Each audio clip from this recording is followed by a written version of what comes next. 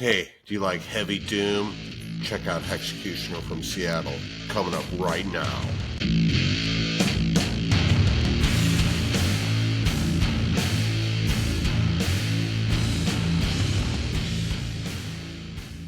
Sean from the Heavy Underground Farm Report, and I'm super happy and honored to have Hexecutioner from Seattle with me today. I have Erin and Bryce. Tell me, how did you guys expand on the music and the ideas that you had in the first album? I mean, I think we just grew. Like, the first 4 songs on the last album were the newer ones, um but yeah, I mean, I think just growth and learning from the last recording, what to do, It's like not not to more do. jammy. Yeah. Yeah. Just evolving.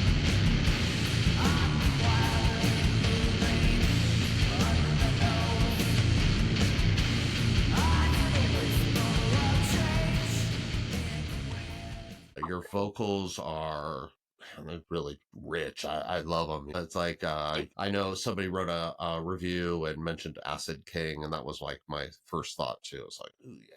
Oh, Yeah, I that mean, was- that's a that's huge great. honor because that's like she's like one of my biggest icons. So hearing that was like, I mean, you can't get really. No, that's high praise. Yeah, that's pretty high praise for us. So.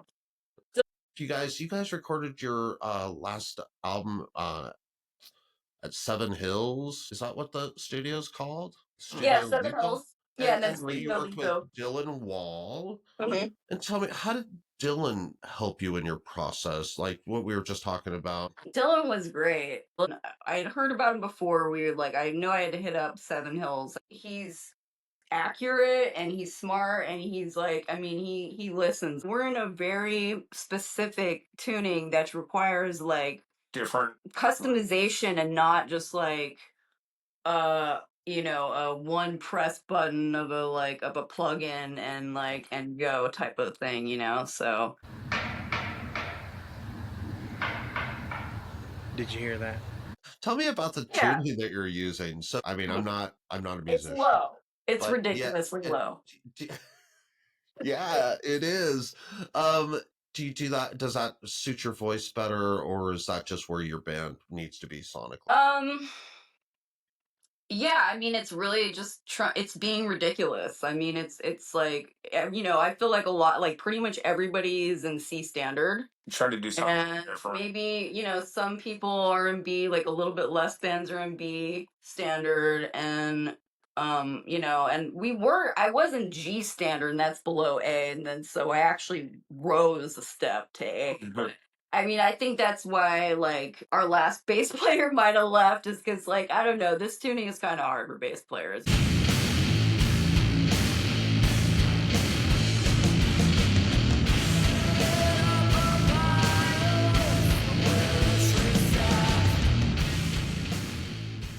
But yeah, like jumping to another thing, we think we got a bass player now, so hopefully we're gonna be So, are playing. you playing as a three-piece band then? Yeah, yeah.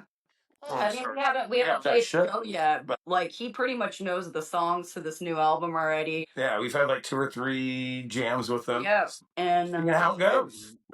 we want a bass player. Like we kind of put looking for one on hold for a while, just because I wanted to focus on writing another album And recording and not get caught up on, are we gonna find the right bass player in time? And I don't want to wait around, blah blah blah, and then like forcing somebody to pay like a good chunk of money to record right away when they just joined the band. That's kind of Sure. so I was like, screw it, I'll just record the bass and we'll figure it out after. So yeah, I think we're trying to get a show together for July, and we have a show set for August 30th. So Awesome.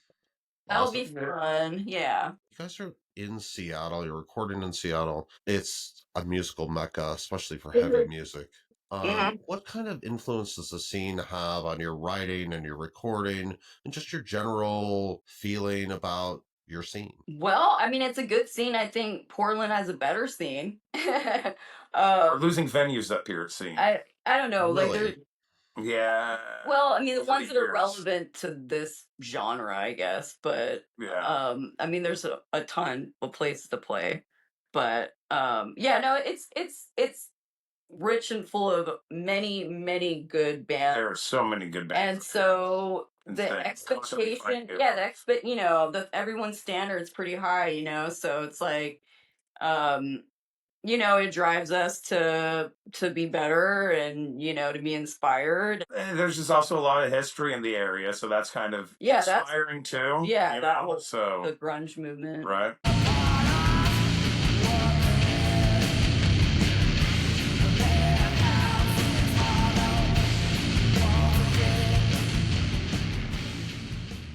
I know part of the reason I like this album isn't just the music, but it's also the theme, because I'm like a kind of a Bigfoot nerdy guy. The title of your album is basically describes a Yeti-like creature, right? Could you tell me about that? What is I it? mean, Tornit? shit. I mean, Tornit's another word for Bigfoot, isn't it? Shapeshifter, you know, I mean, we're big, we're kind of big nerds. Like, we like ancient aliens a lot. Yeah. We like Skinwalker Ranch. Have you seen Skinwalker Ranch? Yeah, hell yeah, we could hang out. All right, cool. Oh my god. Cool. And I mean, I know that I feel like everybody and their mom is like used Bigfoot lately, and I'm just like, Sure, fuck. it's yeah. And so it's, I don't know. I think that's why I was trying to not use like Sasquatch or like right, finding out names. I don't know, but yeah. Well, yeah, it's right. So talk about the first song on the album. That's another Sasquatchy reference right there. So it's called Skookum, and tell me what that song's about. I mean, that's about Sasquatch, Bigfoot, and what they do. Yeah, the 20 different names that we have for it in all these areas across the world, and the stuff they do. Yeah. Like braiding horses' manes. Yeah. Knocking on, crossing trees together, knocking on trees. Yeah. Throwing boulders. Yeah, tree stacking. We really want to do a music video for this one. I'm really like, I can like visualize. I mean, it's pretty easy to visualize. I'm bringing Sasquatch to that first riff. Yeah. Like, so. Yeah, we're depending on, do we get this guy a Sasquatch suit? Or do we get some like... Bryce, you do look like you're a pretty big fella there. It looks like you'll pull it off. 6'2", yeah. Right on. 6'2", big shoulders, yeah. I can wear the suit. Perfect. Dude, just get that walk down. Yeah, right? Yes. For sure.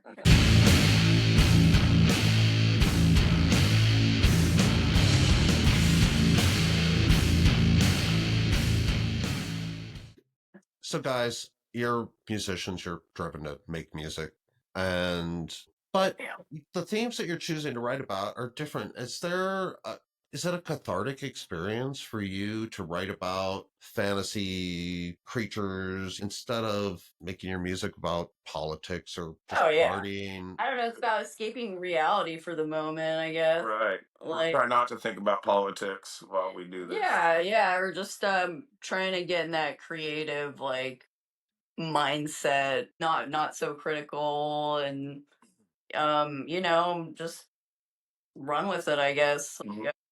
I don't know. Do you think it puts you in a position of being storytellers as well as musicians? Is there an attraction to that for you? Well, no one's gonna listen to my shit otherwise. No, I'm just like, so many people are critical. Like, there's a lot of open-minded, you know, people I know, or they say that they are, you know, with a lot of things. Pretty much everything will be in the, but then when it gets to UFOs or like anything like that, they just get real close-minded real quick. And I'm not saying I know for sure, but they can't say that they absolutely don't know for sure, you know? And so I guess it's just a way to kind of, you know, use that platform as a way to just kind of talk about, you know, the unseen or the unknown and what could be. Yeah, it's awesome. So your guys' new album's coming out May 30th, right? So are you releasing it just digitally at first? Do you have a CD or cassette? We got CDs coming. They're gonna be here in a week or something. So we will put that right up on Bandcamp as soon as those are up. And we just ordered vinyl. So, well, I'm excited for that. That's cool. Yeah, it's like maybe in 3 or 4 months, they said. Was their turnaround time. So we'll have final. Well, cool. So you're coming 30th. My goal is to write albums much quicker. Like, I want to get started on the next album in the next month or 2. Oh, and excellent. yeah, so I really admire bands like King Gizzard and the Wizard Lizard, where they're putting out like an album every 6 months. Or are you going to hold off on touring and just play mostly Pacific Northwest shows? Maybe go Yeah, down yeah. I mean, especially for now, until we pick up more momentum. We need to build and I admire that you guys are patient and understanding. Hey, let's build something first before we get on the road. Yeah, to me, that makes a lot of sense. Yeah, I mean, it's like I said, you only have so much energy and time that you got to put into something. So what are the highest priorities for the band? And that's putting out more, better albums. Yeah, I'd rather write and stuff. So yeah, probably do like one every few months, like she said, and then try to write and record in between all that. Probably go to Portland because it's only a few hours away, and it's such a cool scene. Such a good music scene. Totally. I mean, I'm not saying Seattle's good and everything, but like that's right now Portland. I mean, we're super spoiled up here and don't realize it because there's so many good bands, so much going on. That's gonna work to your advantage, like. Oh, absolutely. That's what we love it about. Suck, man. We gotta like go out. Yeah, that's. Tell me about your live show though. Do you guys? Is it a theatrical type show, or do you guys just go out there and fucking kick ass? I mean, no theatrics really. Yeah. Bigger budget, we would maybe. You know what I mean? Like, but I don't. We're not gonna be like Ghost or anything like with like a bunch of theatrics and shit. I don't think. Unless like, hey, we got a pyrotechnic guy on standby and we're going tight budget. Right on. Hey, if you guys could be on tour with anybody right now, living or dead, although it'd be weird to be on tour with dead people. I mean, obviously Acid King, but that wouldn't happen because that'd be weird. Yeah, I mean, probably Sleep would probably be. That would be. But they don't even play anymore, Right. But you just never know, right? Right. Mike wakes up one morning on the right side of the bed and he calls out. Let them do a couple bong hits. Right. It comes together. Guys, I'd love to give you guys just a few minutes to say whatever you'd like to say. If there's something you'd like, somebody you'd like to thank, you want to thank your high school principal or, whatever. I've never had that one. But yeah, I just want to give you guys like a couple minutes. Honestly, we'd like to thank everyone that's like, of course, like been supportive along the way, our friends, our few diehard fans we do have, and like to thank everyone in the future that we don't have anything to thank for yet, but will someday. Well, yeah. Why not? Yeah. Yeah, thinking optimistic here. And also keep an eye on our Bandcamp. There'll be CDs and vinyl up on there soon. Follow us on Bandcamp. We'll be giving away codes to the first album and the new album. Yeah. So look out for that. Thank you. Yeah, thank you for giving us this interview. I know that there's a million bands that are great out there, and it makes us feel super warm and fuzzy inside. For real. Cool. You guys are. I appreciate that too. I really dig your band, so I'm happy to talk to you. It's I want more people to listen to you guys. I think people are just gonna really dig what you're doing. I appreciate you guys sending me an advanced copy of your album. I've listened to it several times, and I'm probably gonna go smoke a big old fat joint and listen to it again. This was Sean for the Heavy Underground Farm Report. Super great conversation with Erin and Bryce from Hexecutioner. Best of luck to you guys coming up, man. I know it's going to be exciting times for you.